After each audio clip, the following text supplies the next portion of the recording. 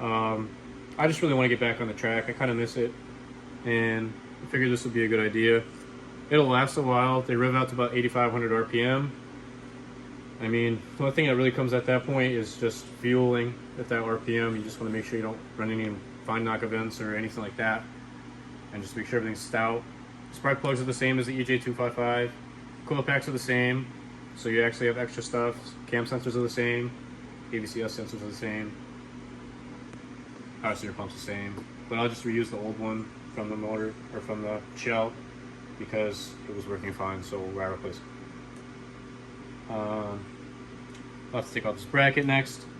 And then the motor mounts actually are pretty good, to be honest with you. They normally come pretty good. Like, they only have 45 to 60,000 miles because in Japan they have the shaken or the shaken. Their emissions are just a hell of a lot more restricted than in America. You'll also notice that the EJ, it's a Mazda. What? It's a Mazda oil filter. Okay, cool. That's something I wasn't even expecting.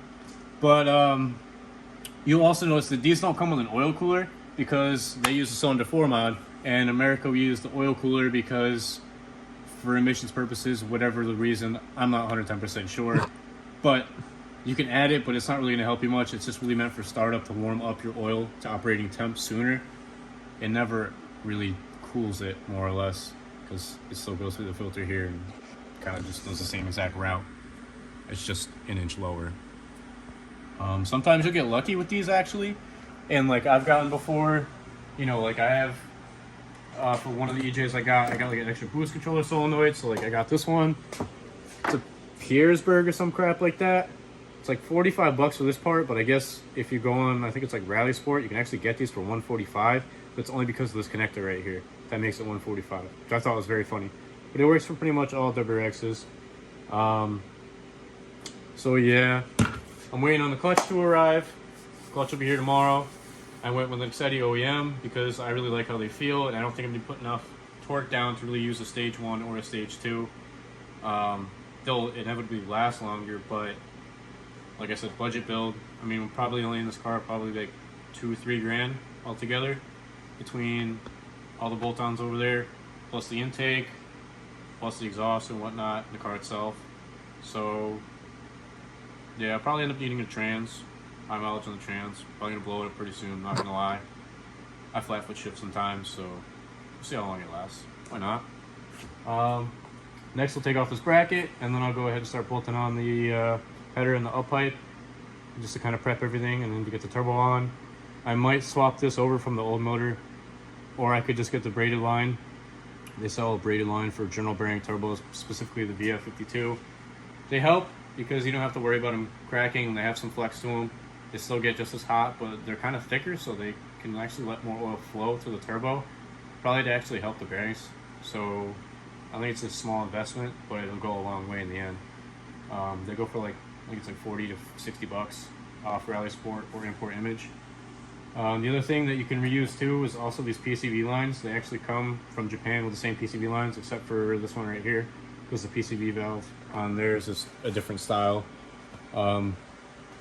Specifically, this is from the US model PCVs, and obviously this one doesn't have that specific portion to it. Even the turbo inlets are a little bit different. They come like this. Damn, that's how they come. Product placement. You'll see them that they bolt in like right here.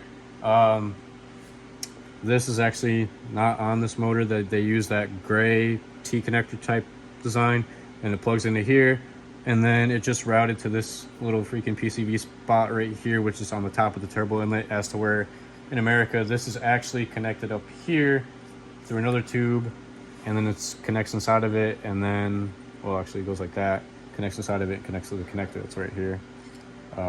They actually don't have this on the JDM harness, funny enough.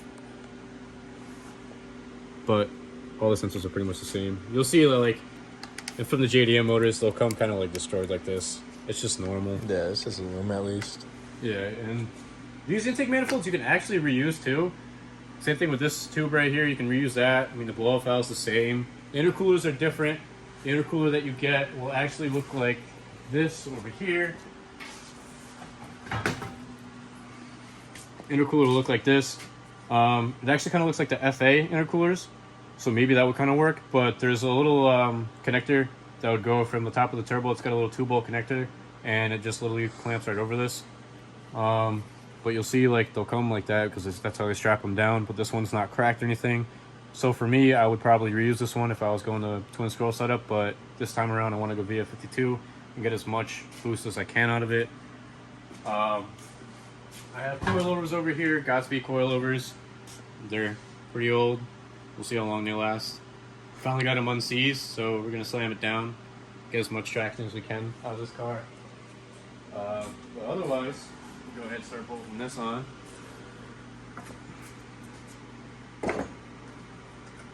Something I also do recommend is that you swap out the thermostat. It's always good to kind of get a new thermostat when you do this whole entire setup.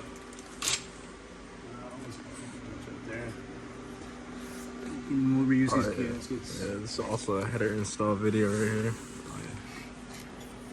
So we will reuse these gaskets. The bolts actually come out very freaking clean when you get them from the motor. Wait, damn.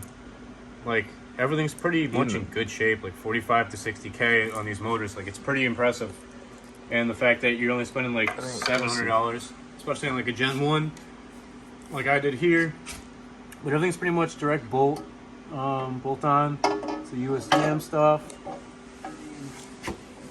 Might be kind of a pain in the neck to get this stuff on though.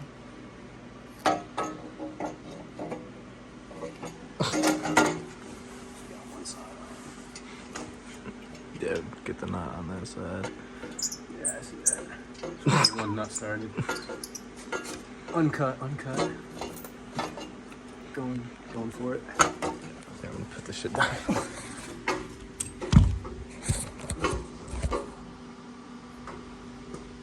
I'm gonna have to bump it up on there. Yeah, but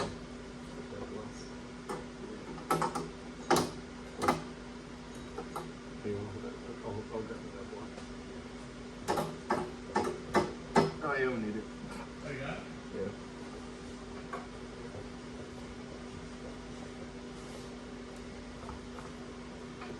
One of the other nuts is on this, I think. For the viewers, how many foot-pounds are these bolts getting? They're TAF, honestly. Ooga I don't really torque these to spec because, well, Yeah, who trusts 35 foot-pounds? Not me. Do I look like I'm 35 foot-pounds? Absolutely not. to be honest with you, the good old Impact does the job very well. They're all 14s. Careful with this one. Oh, you're going big first. Oh no. Not bad. Straight up on there. Oh, I'll put one of these.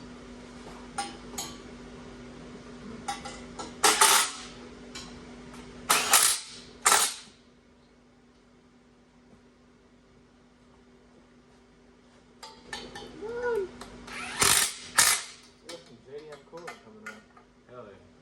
Straight from Japan. Crazy. The green stuff. Oh no. Might need a wiggly wobble. Wiggle wobble.